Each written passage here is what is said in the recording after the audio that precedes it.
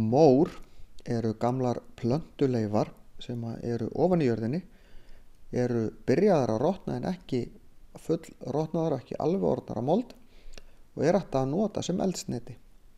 Þetta gerist í raun þannig að við erum með gras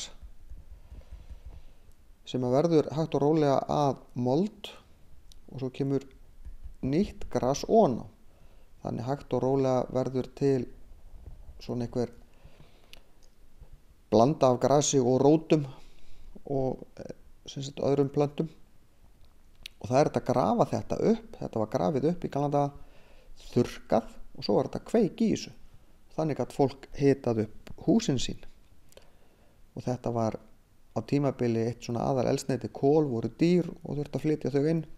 Þannig að þetta var eini svona innlendi eldiviðurinn hérna, því ekki var nú mikið að trjámi hérna, sérstaklega fyrir 1900.